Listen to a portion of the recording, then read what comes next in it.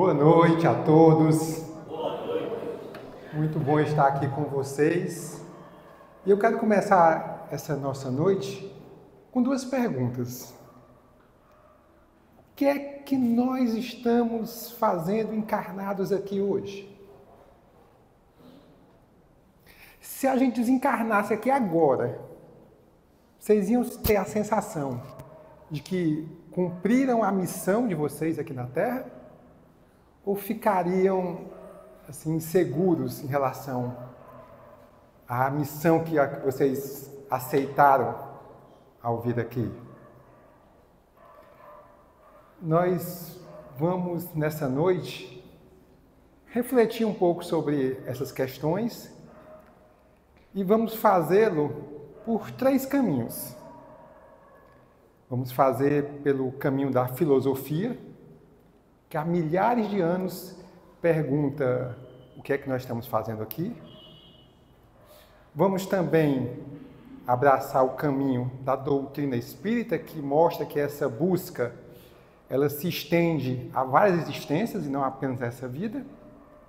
E, finalmente, vamos percorrer o caminho da psicologia e da neurociência para buscar por que ter um propósito ajuda a ter uma vida mais eficiente, mais prática. E vamos começar. Para começarmos a conversa, eu quero convidá-los a fazermos uma viagem no tempo. Vamos voltar a 2.500 anos antes de Jesus ter encarnado aqui. Vamos à Grécia Antiga, onde já se perguntava naquela época qual era o propósito de estarmos aqui.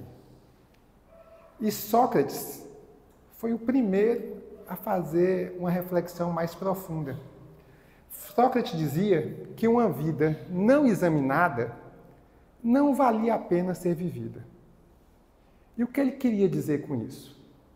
Que nós devemos buscar conhecer a nós mesmos, saber quais são nossas motivações, saber o que é que nos faz evoluir, progredir, o que é que dá sentido à nossa vida.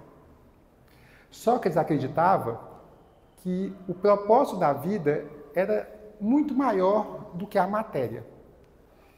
Ele dizia que, para que a gente tivesse uma vida plena, deveríamos ter como propósito a busca pela verdade e pela virtude.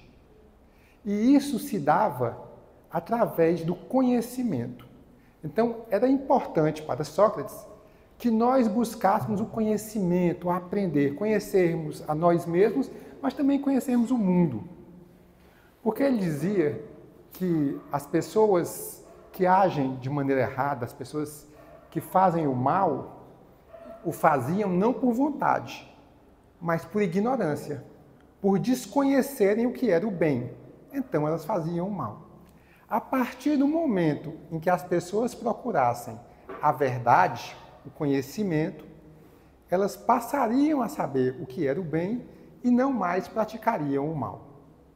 Então, Sócrates sempre estimulava as pessoas, os seus discípulos, a procurarem a verdade e a virtude. Platão, que era discípulo de Sócrates, expandiu esse conceito. Para Platão, era importante a busca também pela verdade e pela virtude, assim como Sócrates, que era o mestre dele, né? Mas ele expandiu isso porque, para Platão, a alma era dividida em três partes. A alma era dividida entre a razão, a vontade e o desejo. E nós deveríamos buscar o equilíbrio entre essas três partes da alma. E para isso, existiam 4 virtudes que deveriam ser perseguidas pelo homem. A primeira virtude era a sabedoria, que era a razão na sua plenitude. A segunda virtude era a coragem, que para Platão era também a plenitude da vontade. A coragem de não se deixar levar pelo mal e fazer o bem. A terceira virtude que ele pregava era a temperança, que era você equilibrar o seu desejo, saber que desejos deveriam ser satisfeitos e que desejos deveriam ser reprimidos, deveriam ser contidos porque não eram bons.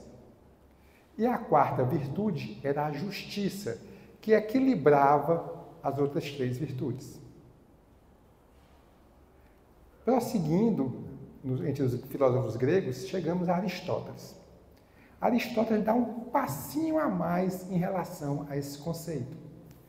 Aristóteles dizia que, além do conhecimento, era importante vivenciar aquilo que se sabia, aquilo que se aprendia.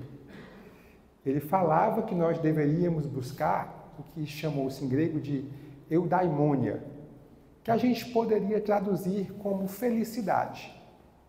Só que essa felicidade só era alcançada quando o homem transcendia a matéria e adentrava no mundo das ideias, onde a verdade e a virtude existiam na sua forma mais perfeita. Então, você deveria não só conhecer, não só saber, mas colocar em prática aquilo que você sabia para ser feliz a partir do momento em que você alcança a verdade e a virtude. E aqui cabe um parêntese. Para os gregos, virtude era usada a palavra areté, cujo significado mais preciso é excelência. A pessoa virtuosa era aquela que conseguia viver de forma excelente. E o que era excelência na visão dos gregos? Era você cumprir o seu papel da forma mais alta, mais elevada que você pudesse. Um escritor que tinha excelência era aquele que escrevia de maneira perfeita, da melhor forma que ele conseguisse. Um atleta excelente era aquele que conseguia atingir o melhor desempenho que ele pudesse. Então, ser virtuoso para os gregos era você vivenciar a verdade e a virtude da melhor forma que você pudesse. Só assim você conseguiria alcançar aquela transcendência do mundo material e alcançar o mundo das ideias, onde a virtude e a verdade existiam de forma plena. Vamos continuar nossa viagem no tempo e vamos chegar à Idade Média. Na Idade Média, a filosofia se une fortemente à teologia. Pensadores como São Tomás de Aquino e Santo Agostinho diziam que nós deveríamos buscar a salvação. Seria o propósito da nossa vida buscar a salvação e entrar em comunhão com Deus. Segundo eles, essa existência material era uma preparação para a vida eterna. Então, deveríamos viver da melhor forma, segundo os ensinamentos do Evangelho, para estarmos preparados para encontrar a salvação na vida eterna. Vamos avançar mais no tempo e vamos chegar ao Renascimento. No Renascimento temos uma mudança no pensamento, mais uma vez. No Renascimento, abandona-se a teocracia, ou seja, a centralidade em Deus. Deus sai do centro da busca do homem e vamos para o antropocentrismo. O centro passa a ser o próprio homem. A valorização da beleza, da capacidade humana, da potencialidade que o homem pode alcançar.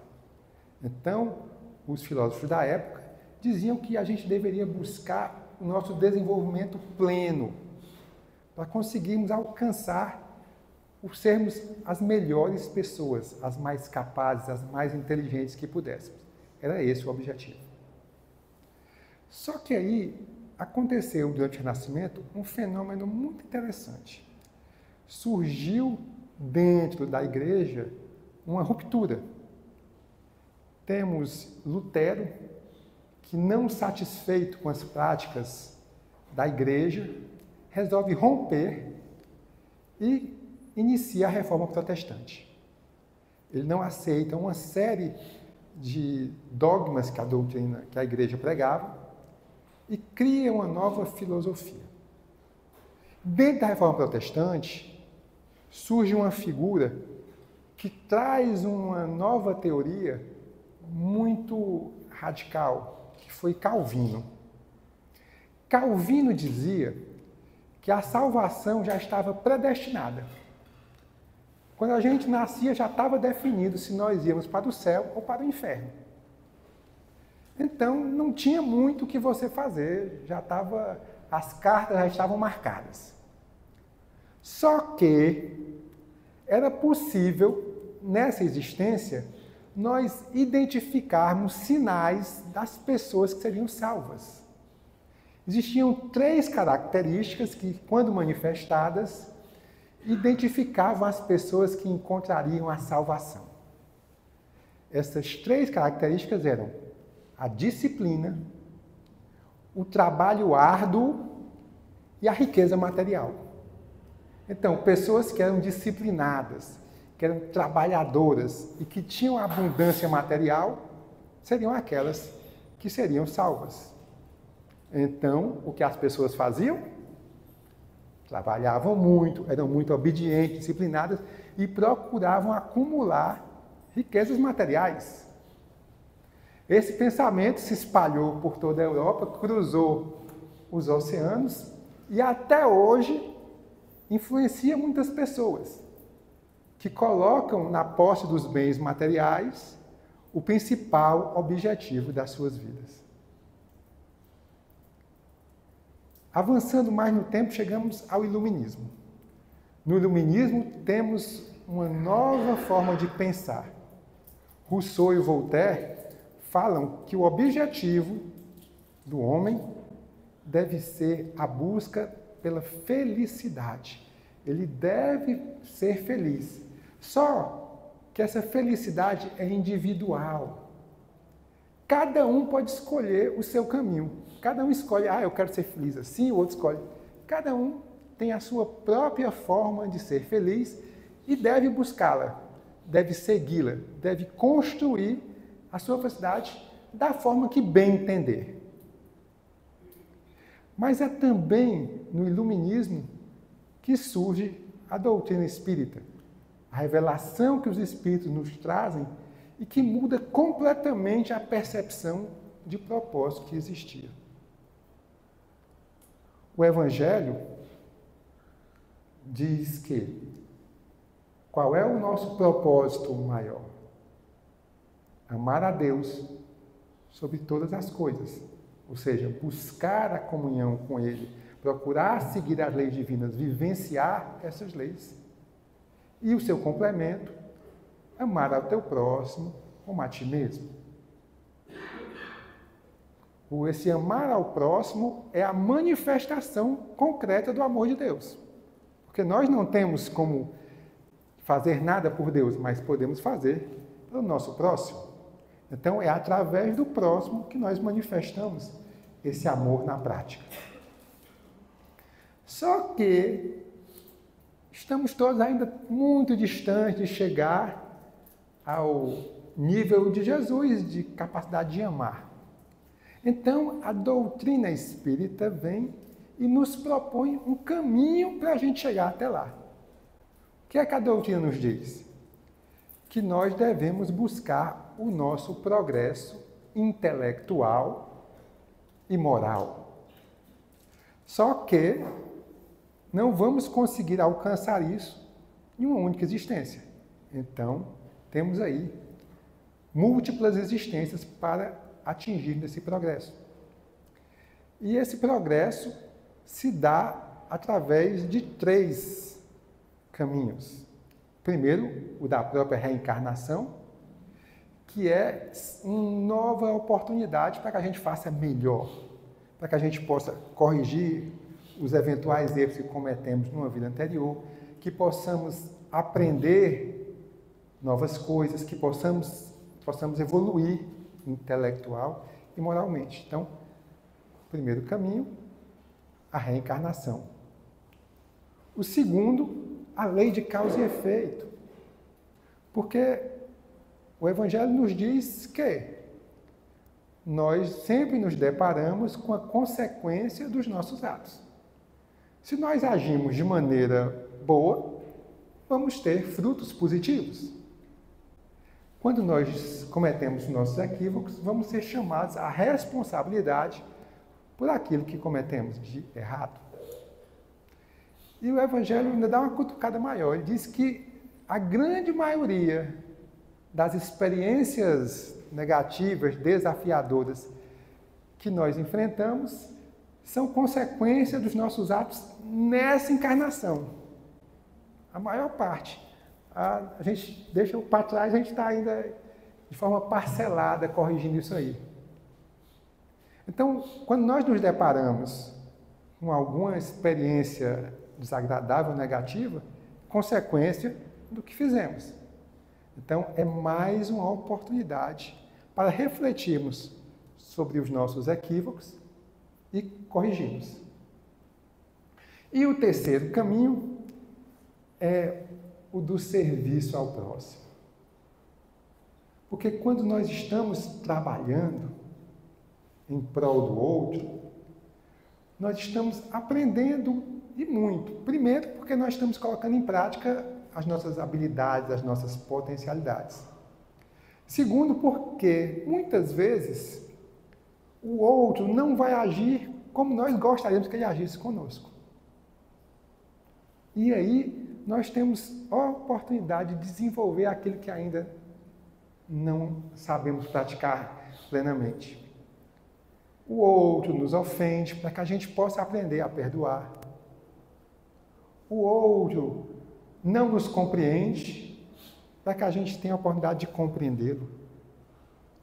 O outro precisa do nosso apoio para que a gente saia de nós mesmos e vá, de alguma forma, buscar ajudá-lo.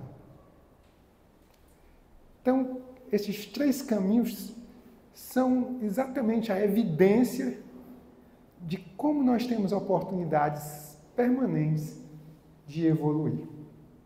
Só que isso ainda está num plano ainda macro, né? Como é que a gente encontra, então, o nosso propósito na doutrina espírita? A doutrina espírita diz como é que a gente pode encontrar o nosso propósito. E aí também ela nos dá três caminhos. O primeiro caminho é através do autoconhecimento e do serviço. Quem sou eu? O que é que me faz feliz? O que é que na minha vida me dá alegria, me dá satisfação? O que é que me motiva? Buscar o autoconhecimento, como Sócrates já falava lá atrás. E também essas experiências através do serviço do outro. O Felipe, por exemplo, estava me dizendo que a estreia dele hoje aqui.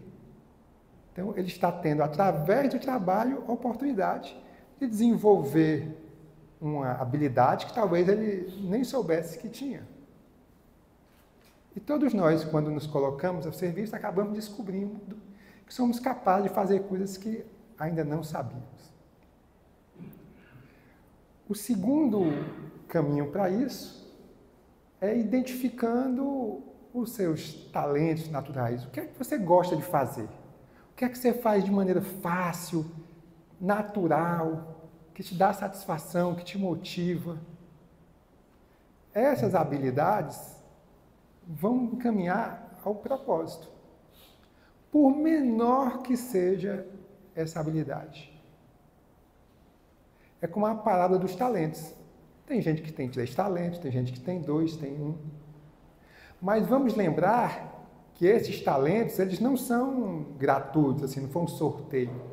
Eles são fruto de uma construção que nós fizemos ao longo de várias existências. Então, esses talentos não estão aqui de graça, eles estão aqui para que a gente possa colocá-los a serviço do próximo. Mas eu não tenho talento. Tem. Você, provavelmente, todo mundo aqui sabe ler, sabe escrever.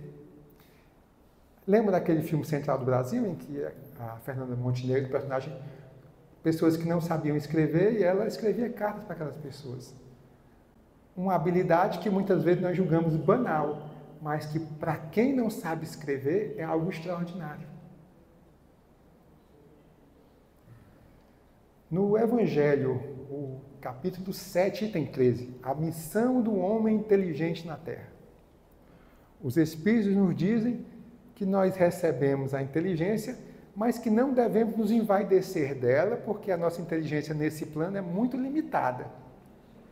Que a nossa inteligência tem como objetivo ajudar-nos a vencer as nossas imperfeições, o orgulho, o egoísmo, ajudar-nos a evoluir e também ajudar aos outros. Devemos colocar a nossa inteligência a serviço do outro. E aí vem o terceiro propósito, a terceira forma de encontrar o nosso propósito, que é através dos desafios da vida. Quando a gente passa por alguma experiência muito desafiadora, a gente está sendo colocado à prova. Afinal, estamos no planeta de provas e expiações. Então, essas experiências desafiadoras são provas que vão testar a nossa evolução e também nos impulsionar a evoluir mais. Quando nós estamos numa experiência dessas que nos desafia, nós estamos aprendendo. E quando nós superamos essa experiência, nós somos as pessoas mais qualificadas para ajudar outra pessoa que está passando por aquela situação.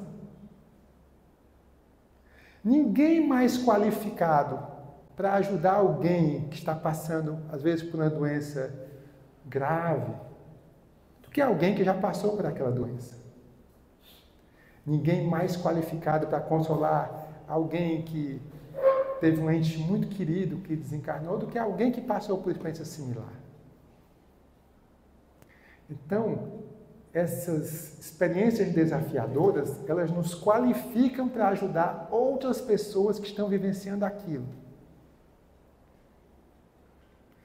Quais as experiências que nós já vivenciamos e superamos, que estamos vendo outras pessoas passar por elas e que poderíamos ajudá-las a amenizar esse desafio delas?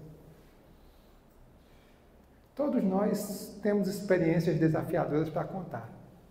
E com certeza podemos encontrar alguém que está passando por essa situação e compartilhar com ela o que nós vivenciamos, como nós fizemos para superar aquela situação.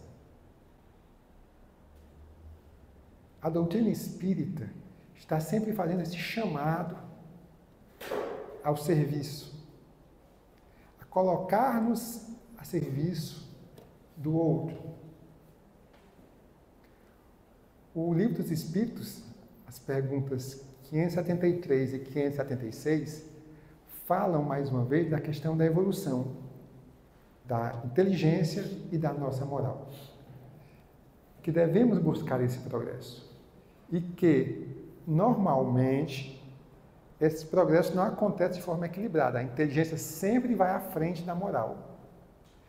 Devemos usar a inteligência como instrumento para evoluir moralmente. Só que nem sempre isso é fácil. Essas experiências nos ajudam no desenvolvimento moral. E a inteligência contribui para que a gente compreenda. Quando nós passamos por uma experiência dolorosa, desafiadora, ao invés de perguntarmos por que eu estou passando por isso, a pergunta mais adequada é: como eu posso usar essa experiência para progredir e para ajudar alguém? Quando a gente tira o foco de nós mesmos e colocamos o foco no outro, naturalmente o nosso desafio fica menor. Porque tudo aquilo que a gente foca se expande. Se eu foco em mim mesmo, tudo que acontece em mim se potencializa. Quando eu foco no outro, eu passo a dar mais atenção à dor do outro e vou buscar como resolvê-lo, como ajudá-lo, aquela pessoa, a superar aquela experiência. Como transformar o desafio em oportunidade. Lembrei agora de uma história que o Divaldo Franco contava, da irmã Dulce. Ele e a irmã Dulce eram muito amigos. E ele disse que certa vez foi visitá-la. E ela estava numa cadeira assim, de madeira desconfortável. Ela tinha problemas de coluna e não podia dormir numa cama com colchão normal. Então ela dormia nessa cadeira.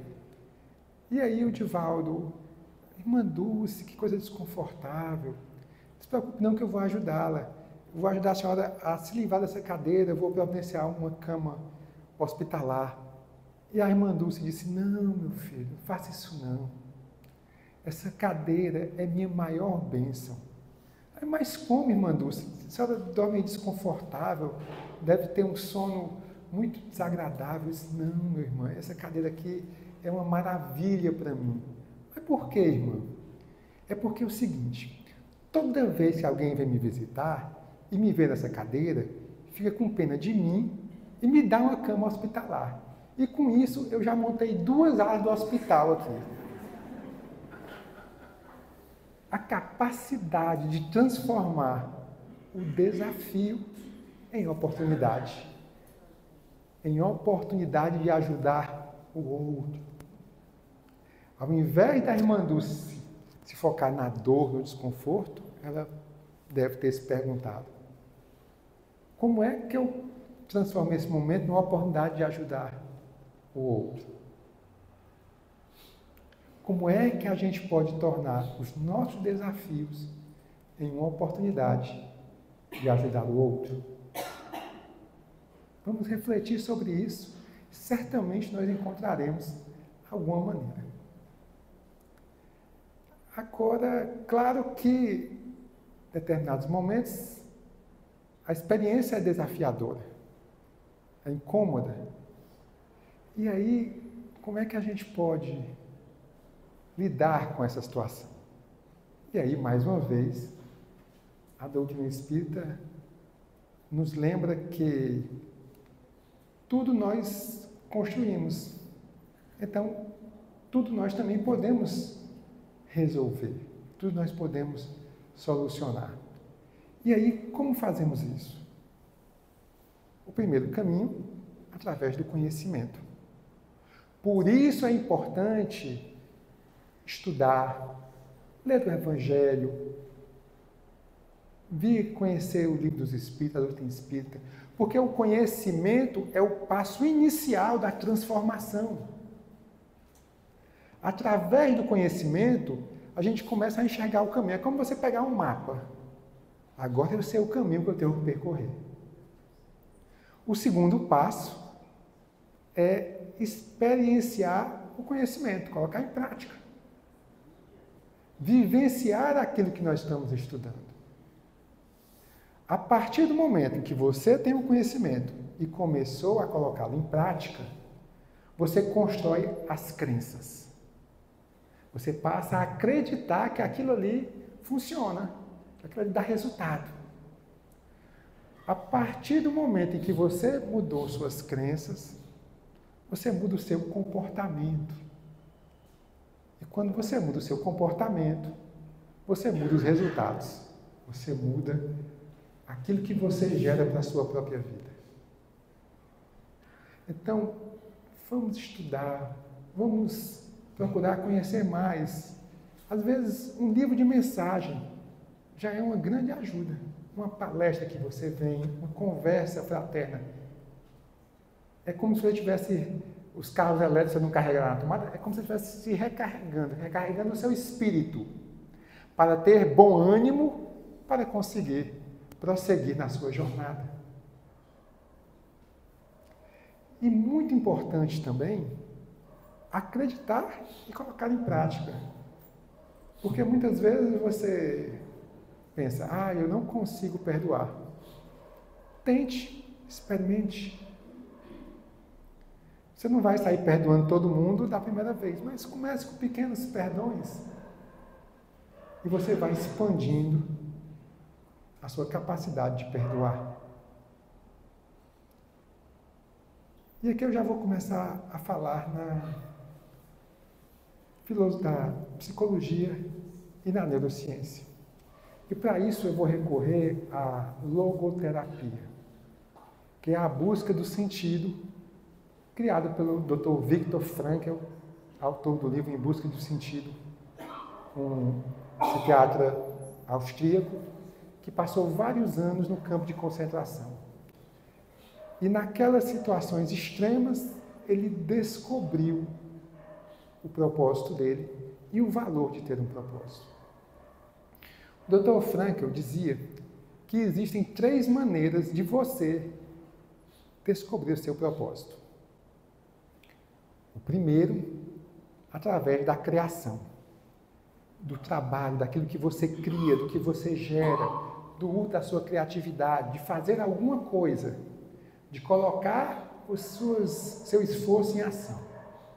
Aquilo que você cria é motivador e faz com que você assuma aquilo como um propósito. A segunda maneira é pelo amor.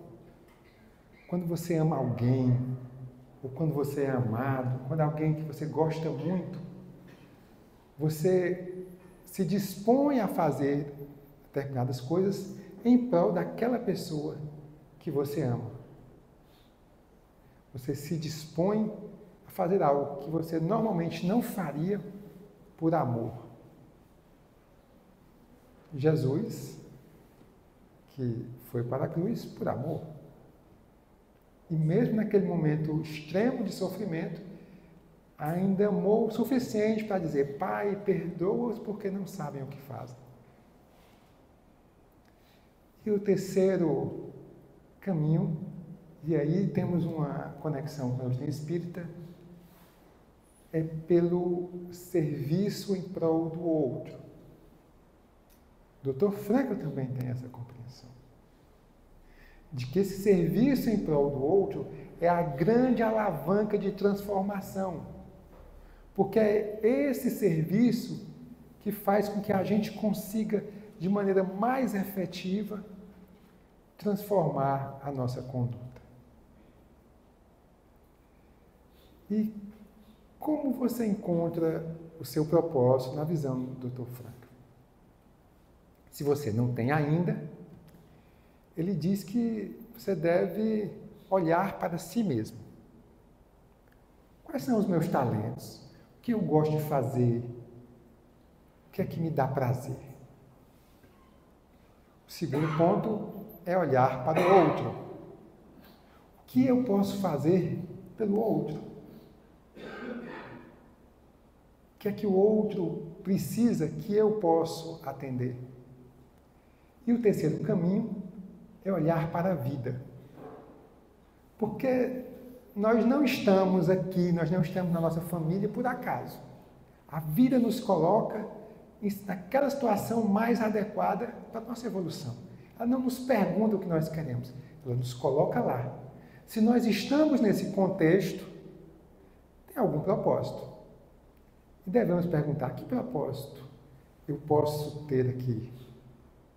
Na minha vida, nessa vida que muitas vezes a gente se queixa, a gente reclama, mas qual é o seu papel?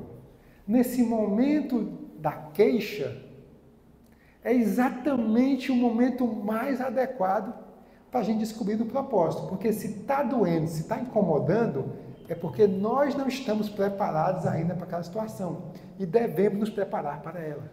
Devemos nos fortalecer para lidar com aquela situação, porque a partir do momento em que nós conseguimos lidar com ela, a dor e o desconforto desaparecem. Nós só nos queixamos, reclamamos, nos incomodamos porque não estamos preparados para aquela situação, para aquela experiência. E como não estamos preparados, dói, incomoda, é desconfortável.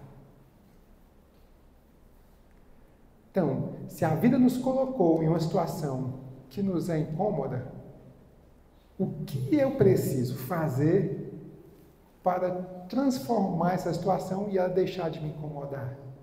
O que é que eu tenho que corrigir em mim para que essa situação deixe de ser desconfortável?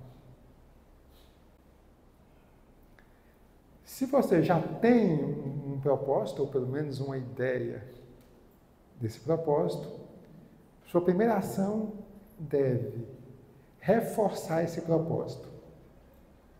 Diariamente, reforçar aquele compromisso com o seu propósito. Ah, mas meu propósito é tão pequeno, eu só quero deixar o meu jardim cuidado. Pois cuide do seu jardim diariamente da melhor forma possível para que as pessoas que passam possam ver o seu jardim, se encantar com ele e ter um momento de elevação ali, um momento de mudar a percepção do mundo ao ver um jardim tão bem cuidado. O segundo caminho é descobrir o seu porquê para suportar o seu como. Dr. Frankl diz que quem tem um porquê viver suporta quase qualquer como.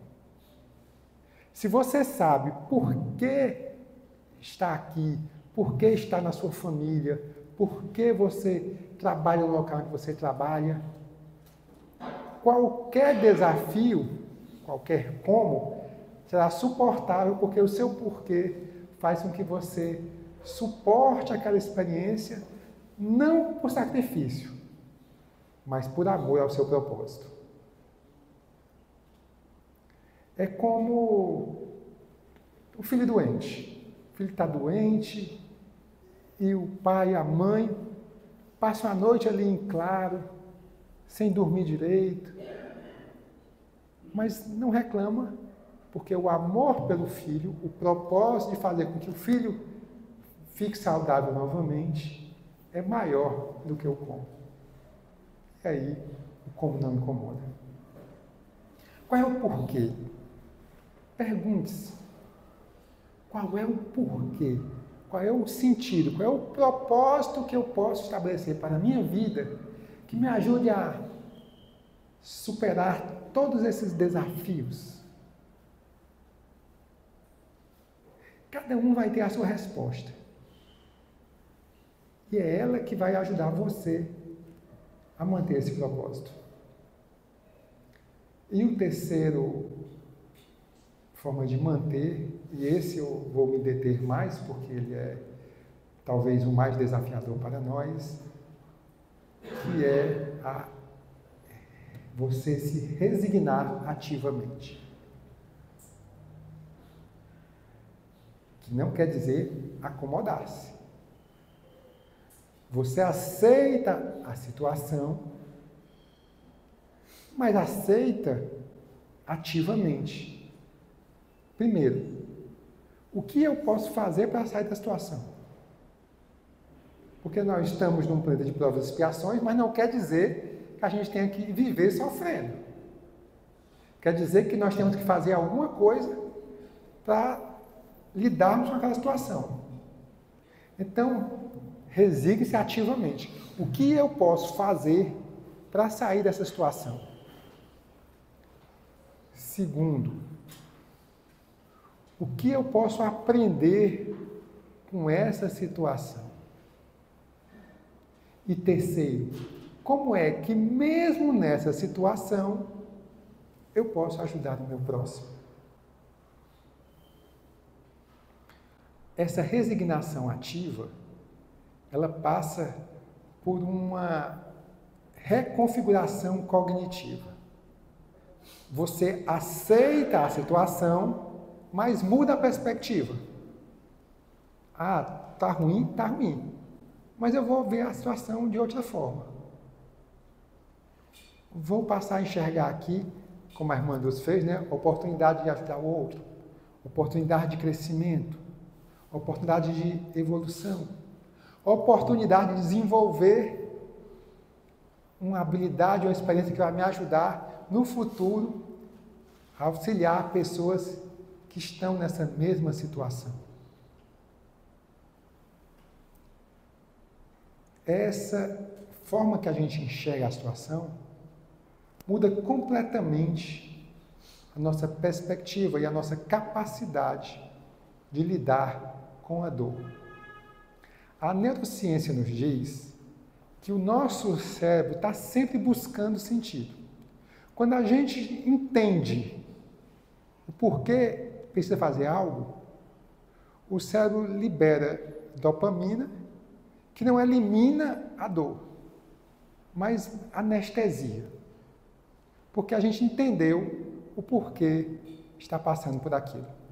No livro Inteligência Emocional, do Daniel Goleman, ele diz que foi feita uma experiência em que foram convidados voluntários para participar de um teste. Eles não sabiam o que era.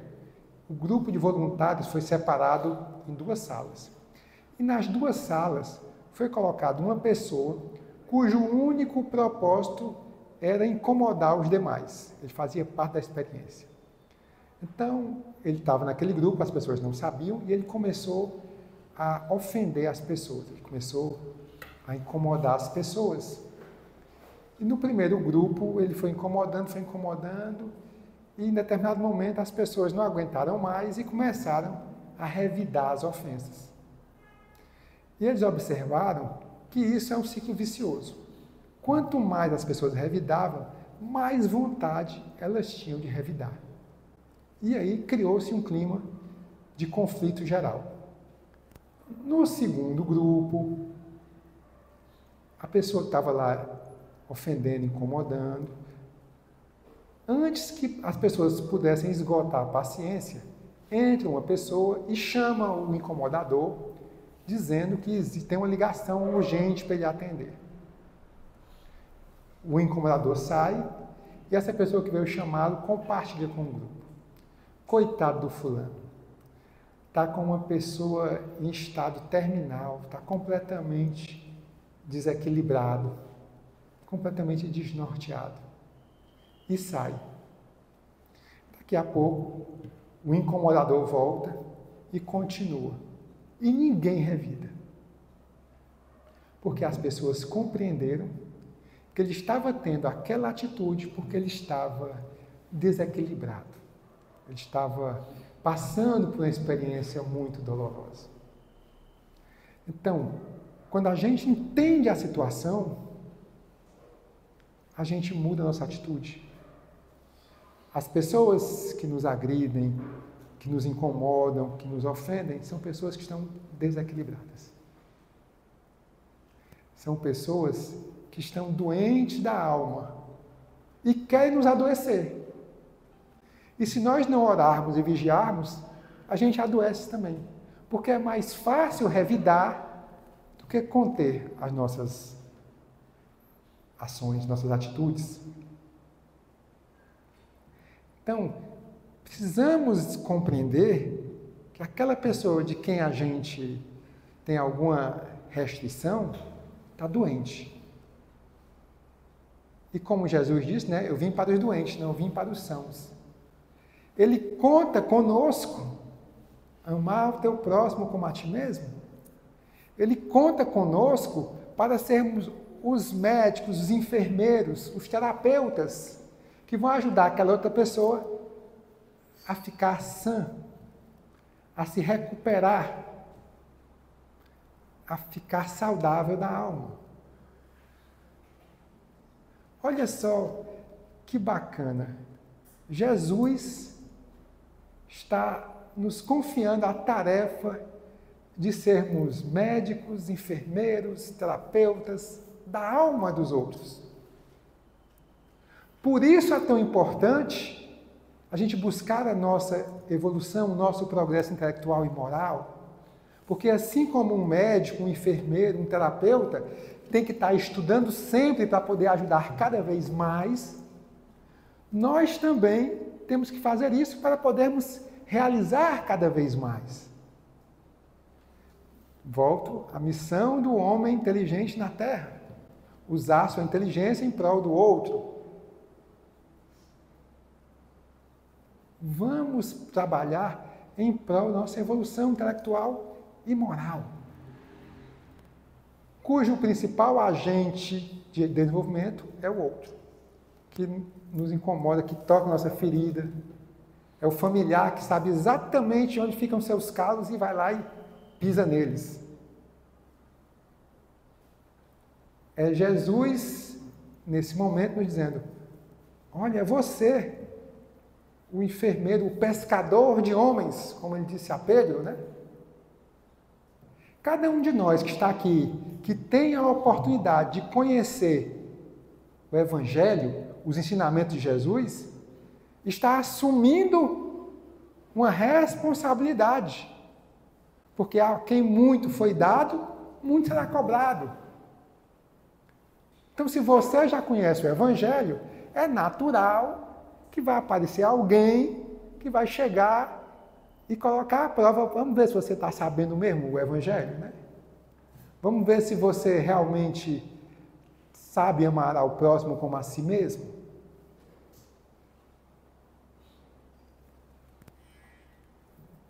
É o nosso desafio, mas também a nossa maior oportunidade. Porque só através desse processo de evolução, desse progresso, é que nós conseguiremos equilibrar a nossa evolução intelectual com a moral e vamos encontrar a verdadeira felicidade. Vamos poder dizer, assim como Paulo de Tarso disse, né? Eu e o Pai somos um. Só que para chegarmos a esse grau de comunhão, temos que desenvolver a nossa capacidade de amar.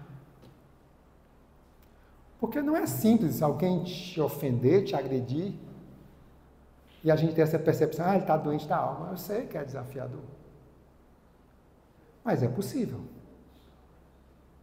E as experiências que nós vivenciamos são compatíveis com o nosso grau evolutivo. Então, se nós estamos nessa, é porque nós somos capazes. Se eu já conheço o Evangelho, eu sou capaz de colocá-lo em prática. Voltando àquela... A vida nos coloca numa situação, nós temos que lidar com ela. Agora, é uma questão de nós acreditarmos que somos capazes e enfrentarmos o desafio. Abraçarmos o desafio com amor. Certos de que esse é o nosso propósito. O Dr. Viktor Frankl cita um caso de que ele estava certa vez com um outro preso com ele, que estava completamente desesperado, já desgostoso da vida e estava a ponto de desistir de tudo. E ele, olhando aquele amigo, como eu posso ajudá-lo? Vou ajudá-lo a obter um propósito, a um sentido para a vida dele. E ele perguntou ao amigo: onde está seu filho? Ah, eu não sei. Acho que nem sei se ele está vivo. E se ele estivesse vivo, você acha que ele gostaria de ver você como? Bem, né? E se você conseguir sobreviver a tudo isso, você não vai querer reencontrá-lo? Sim. Então, acredite. E a partir daquele momento, aquele homem ganhou um novo sentido na vida, reencontrar o seu filho.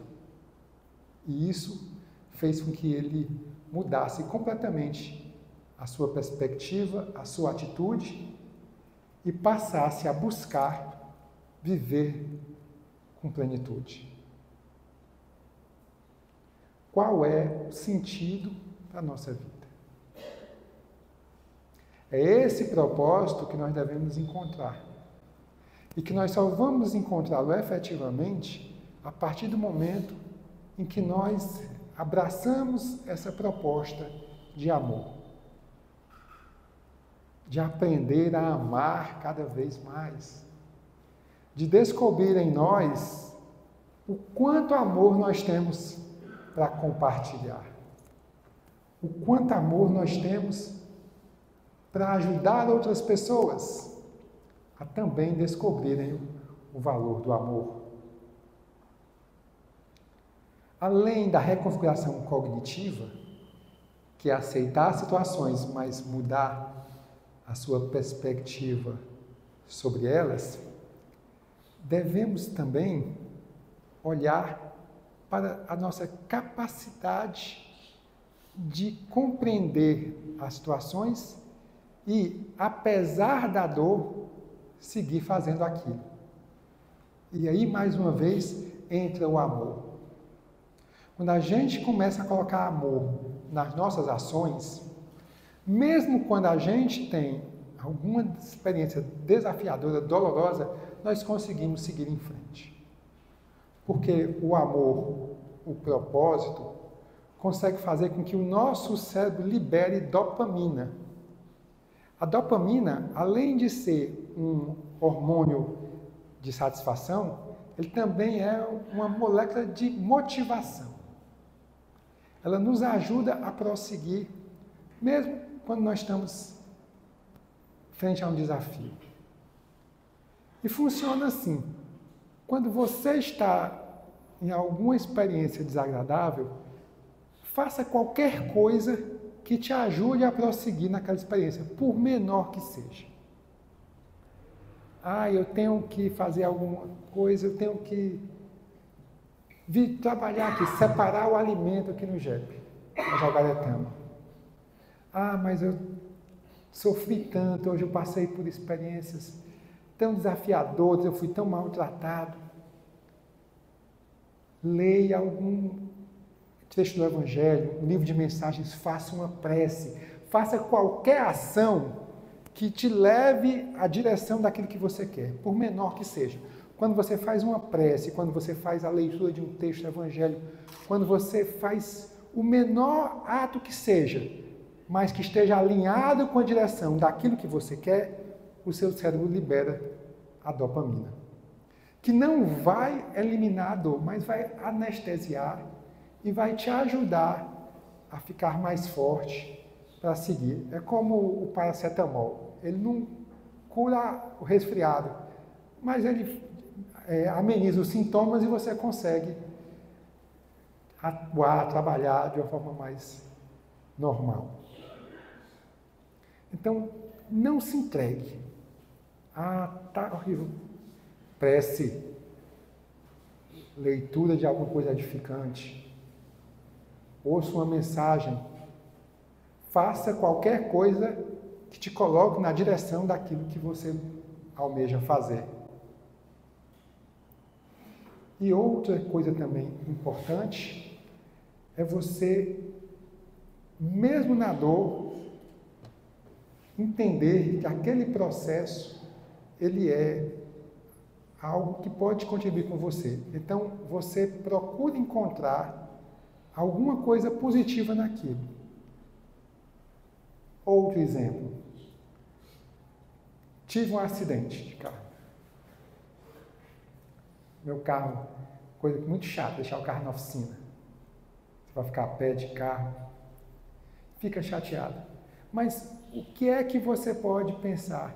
Por mais absurdo que seja, vou ajudar alguém a ganhar dinheiro, o rapaz vai conseguir emprego. É absurdo? É. Mas essa informação positiva vai te dar a sensação de que você fez de alguma forma uma boa ação. E isso vai liberar outro hormônio chamado ocitocina, que vai te ajudar a construir outras conexões neurais. Esse é outro truque interessante. E aí, uma coisa interessante. A doutrina espírita é filosofia, ciência e religião. Então, nós devemos usar os 3 elementos para fomentar o nosso progresso. E aí vem a ciência. Todas as vezes que a gente passa por uma experiência negativa, forma-se uma conexão neural que associa a experiência à dor. Se eu consigo driblar isso dando uma nova perspectiva, por mais absurda que ela possa ser, eu estou criando outra conexão que desassocia a experiência com a dor e cria uma nova conexão que vai associar aquela experiência a um fator positivo. Então, aquela história de, Poliana, você procurar, existe uma racionalidade naquilo. Quando a gente procura ver alguma coisa, por pior que seja, dentro de uma perspectiva positiva, nós estamos criando uma conexão neural que vai atenuar a associação da experiência com a dor. E aí torna mais fácil a capacidade de lidar com aquela situação. É a ciência em prol da nossa capacidade de superar desafios e seguir com bom ânimo. E tem outra experiência, e talvez seja a mais marcante que o Dr. Viktor Frankl narra, que eu vou compartilhar com vocês. Ele praticamente ficou até o final da guerra, passando por 4 campos de concentração, 3 dos quais eram de extermínio, e ele conseguiu sobreviver. E ele conta que no inverno de 1944, ele estava caminhando numa fila indiana, num frio terrível, os soldados gritando, ofendendo, agredindo, e ele já naquela condição assim, vendo-se na situação extrema, já praticamente sem forças e sem esperança. E naquele momento, assim, de repente, ele mentalmente se transportou para a casa dele, para a sala da casa dele. Ele se viu sentado na poltrona e a esposa dele sentada próxima a ele. Ele não sabia se ela estava viva, não sabia onde ela estava, ele não sabia nada, mas naquele momento ele diz que isso não tinha a menor importância. Ele estava efetivamente vivendo aquela situação, na sala da casa dele, na companhia da esposa. E ele diz que aquela lembrança acendeu nele o amor que ele sentia pela esposa. Voltou aquele sentimento dele de amor pela esposa, e ele diz que ele teve certeza que o amor era tão intenso que ele tinha por ela, que era um amor atemporal, um amor que era capaz de superar qualquer desafio. E ele se sentiu extremamente reconfortado por aquela lembrança. Ele se via conversando com a esposa, reencontrando-a, e aquele sentimento de amor fez com que ele renascesse naquele momento. Nada mais importava, porque ele descobriu ali a capacidade infinita que ele tinha de amar.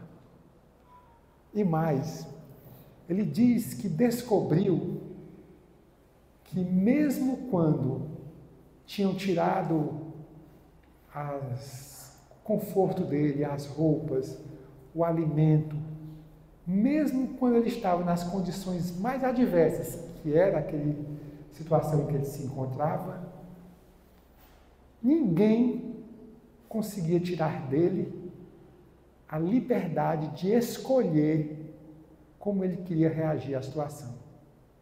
E ninguém seria capaz de tirar dele a capacidade dele de amar. E a partir dessa conclusão, ele viu que o que nos torna efetivamente grandes, o que nos torna efetivamente seres humanos, capazes de realizar grandes coisas, não é aquilo que temos, mas sim aquilo que somos.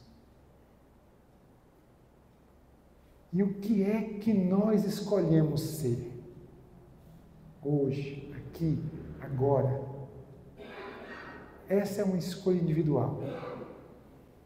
Não interessa o que nós temos, ou o que nós gostaríamos de ter. O mais importante é o que queremos ser. Qual é a pessoa que nós queremos? Qual é a vida que nós queremos construir? Quão felizes queremos ser? E qualquer que seja a nossa resposta, e eu acredito que ela vai ser pela felicidade, pela harmonia, pela plenitude, o caminho que vai nos levar a essa pessoa que queremos ser, a essa vida que desejamos alcançar, a felicidade que queremos construir, é o caminho do amor. O caminho que a gente constrói todos os dias, acordando e se comprometendo a ser mais amoroso, a ser mais compreensivo, a ser melhor. Comprometendo-se a construir uma vida em prol de ajudar o outro, em prol de tornar a vida do outro melhor.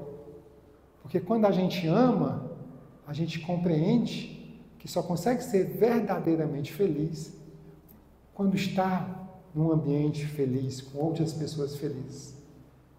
E principalmente, quando você descobre que o seu propósito é espalhar amor pelo mundo, é espalhar amor pelas pessoas da sua família, do seu trabalho, por aquelas pessoas que, embora ainda não te compreendam, embora ainda não consigam te amar na mesma medida, têm em você, mesmo que não saibam, a esperança e a oportunidade de descobrirem o que é o amor.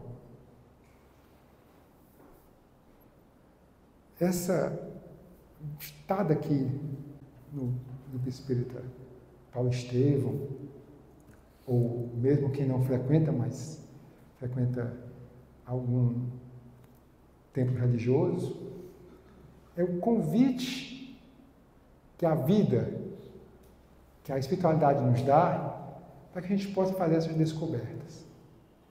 Aqui é o primeiro passo. A gente entra por aqui, às vezes através da dor, e vai encontrando aqui o alento, o conhecimento, vai renovando as esperanças. Mas esse é apenas o primeiro degrau. O primeiro degrau de uma vida que nós devemos construir a partir do que aprendemos aqui, a partir dos ensinamentos do Evangelho, a partir daquela proposta de amar a Deus sobre todas as coisas e ao próximo como a nós mesmos. Vamos criticar? Eventualmente, porque nem todos compreendem aquilo que nós compreendemos.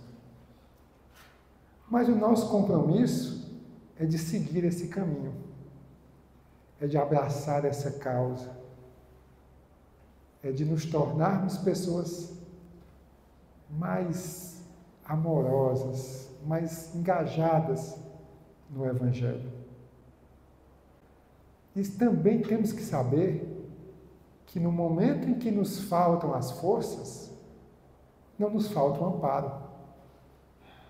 Quantas vezes nós já passamos por experiências em que acreditamos que não seria possível superá-las e de repente vem alguém, a gente ouve uma palavra que nos ajuda a superar.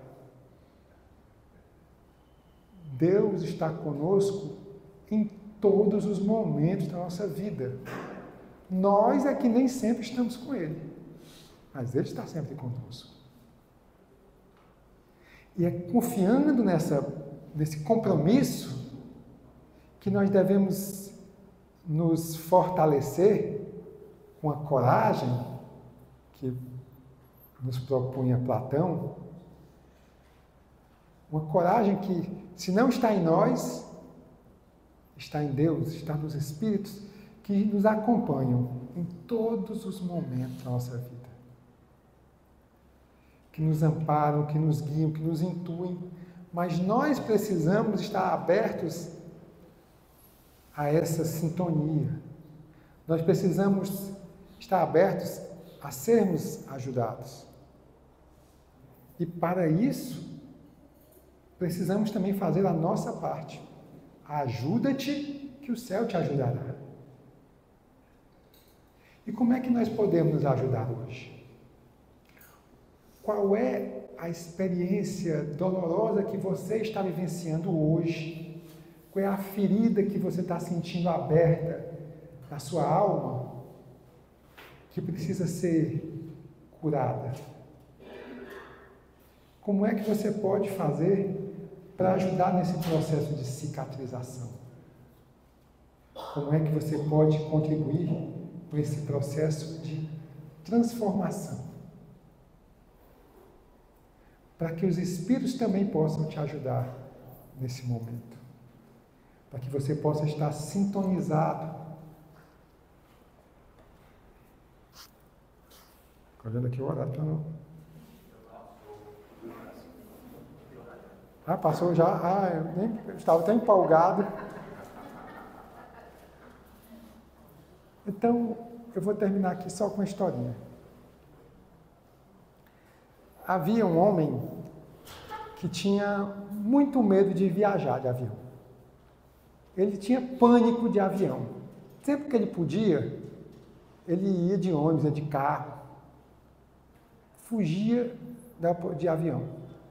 Só que em determinado momento aconteceu uma emergência em uma das filiais da empresa que ele trabalhava e ele tinha que ir urgentemente para lá. E não dava para ir de carro. Tinha que ir de avião. E aí foi o jeito, né? Ele morrendo de medo e ele disse, não, eu vou conseguir, eu vou superar, eu vou fazer isso. Foi para o aeroporto, quando chegou no aeroporto, foi naquele frio na barriga, né? Ele foi ficando com medo. E aí chegou lá, ficou esperando, aí, não, eu vou conseguir, eu sou forte. Aí ele ouve aquela voz terrível. Senhoras e senhores passageiros, chamada para o voo 300, com destino tal, vão para o portão de embarque para poder fazer o voo. Aí ele se desesperou, né? Meu Deus, ele começou a suar. Mas tem que ir. Foi nervoso e suando. E dentro da sala de embarque, ele percebeu que tinha um garotinho muito tranquilo, brincando lá, despreocupado. Ele, que vergonha, eu um adulto com medo, e esse garotinho aí tranquilo, brincando. Como é que pode? E ele, não, eu tenho que ser corajoso, tenho que ser corajoso. Aí, aquela mesma voz, mais terrível ainda, senhoras e senhores passageiros podem entrar no avião, a decolagem vai iniciar. E ele entra no avião em pânico, preocupadíssimo. E, por acaso, o menino senta ao lado dele. E o menino, super tranquilo, pede o lanche, traz umas revistinhas. O avião, aquela voz do senhor e senhores passageiros, vamos iniciar o procedimento de decolagem, apertem seus cintos. E aí ele, em pânico, né? E o menino, super tranquilo, o avião decola, ele sente o estômago vir aqui na boca, mas, graças a Deus, conseguimos. Passa algum tempo, o avião entra no ar de turbulência. Meu Deus, agora eu vou desencarnar, meu Deus do céu. André Luiz, Emmanuel, socorro. Será que eu vou para o nosso lar? Será que eu não vou? Será que eu vou para um umbral? E o menino super tranquilo. E ele não aguentou mais.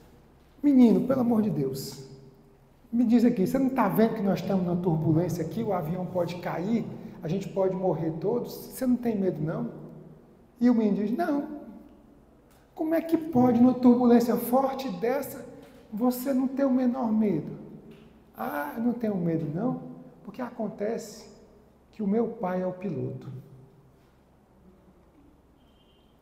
Nós estamos nessa nave, nesse avião chamado Terra, encarnados, com desafios e oportunidades, momentos felizes e momentos de turbulência.